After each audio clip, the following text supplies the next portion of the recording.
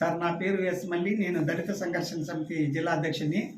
మన ఇప్పుడు ఈ కొత్త సంవత్సరంలో మనకి పేదోళ్ళు పాపం చాలా మంది కూడా కొత్త సంవత్సరం అయితే సంక్రాంతి అయితే రంజాన్ అయితే అన్ని పండుగలు కూడా మనకి ఇప్పుడు ఈ సంవత్సరంలోని ఈ నెలలోనే వస్తున్నాయి. ప్రభుత్వం గతంలో కూడా ప్రభుత్వము ఒక 10 వస్తువులతో కూడినటువంటి ఒక బ్యాగ్ ఇచ్చేవాళ్ళు. అది ప్రతి పేదవాడు కూడా కొంత ఉపయోగపడేది. పండగ పూట కూడా చిన్న చిన్న పండుగలు చేసుకునేవాళ్ళు.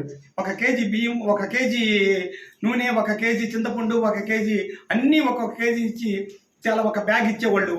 ఆ విధంగా మనం కూడా ఈ సంవత్సరం కూడా జనవరి 1కి అయితే జగనన్న కూడా ప్రభుత్వం కూడా ఈ పేదోళ్ళకి పండుగ చేసుకోవడానికి అయితే సంక్రాంతికి అయితే కొత్త సంవత్సరానికి అయితే అన్ని సంవత్సరాలకి ఇది నెలలో ప్రారంభం కాబట్టి ఆయన ఒక మంచి మనసు చేసుకొని ఇది ప్రతి ఒక్క పండగ కానుకలుగా లెక్కన ఇవ్వాలనేది మా ప్రధానమైన డిమాండ్.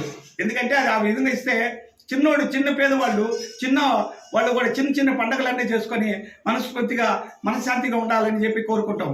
ఆ విధంగా చేయకుండా ఒక పేదవాడు పండుగ చేసుకోవాలంటే చాలా కష్టమైన పరిస్థితుల్లో ఉంది. ఇప్పుడు నూనె కొనాలన్నా కూడా చాలా రేట్లు ఉన్నాయి, అన్ని ధరలు పెరిగిపోయినాయి, అన్ని పరిస్థితులు దాపరించాయి. కాబట్టి ఎట్లా ఇస్తున్నారు కాబట్టి గతంలో ఇచ్చారు.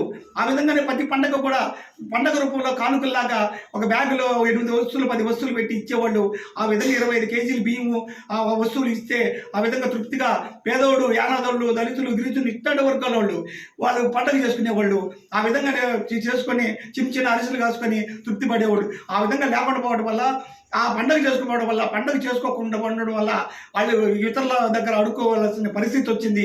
కాబట్టి జగనన్న గారు ఇది మనసు పెట్టుకొని ఇది ప్రతి పండగకి కూడా కానుకల రూపంలో వాళ్ళకి 20 కేజీలు బియ్యము, ప్రతి ఒక్క వస్తువు 10 వస్తువులు కూడినటువంటి 10 వస్తువులు ఒక బ్యాగ్ ఇవ్వాలనేది మా ప్రధానమైన డిమాండ్. ఆ విధంగా ఇస్తే పేదవాడు కొంచెం పండగ చేసుకుంటాడు, తృప్తి పడతాడు, ఈ భూమి మీద ఈ పేరు చెప్పుకుంటారు అనేది మనం ప్రధాన అంశము. కాబట్టి పండుగ గతంలో ఇచ్చారు, అది ఈ సంవత్సరం ఇవ్వలేదని కాదు, గతంలో ఇచ్చున్నాయి.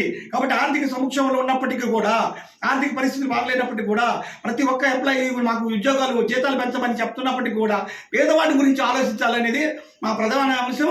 అది వాడు పండగ చేసుకుంటే నువ్వు పండగ చేసుకున్నట్టే, వాళ్ళు సుఖంగా ఉంటే నువ్వు సుఖంగా ఉన్నట్టే, వాడు సంతోషంగా ఉంటే నువ్వు సంతోషంగా ఉన్నట్టే. కాబట్టి తప్పకుండా ప్రతి పేదవాడికి కానుక రూపంలో వాళ్ళకందరికీ పండుగ రూపంలో 25 కేజీలు బియ్యము, ఇతర వస్తువులు 10 వస్తువులు ఇవ్వాలనేది ప్రధాన అంశం.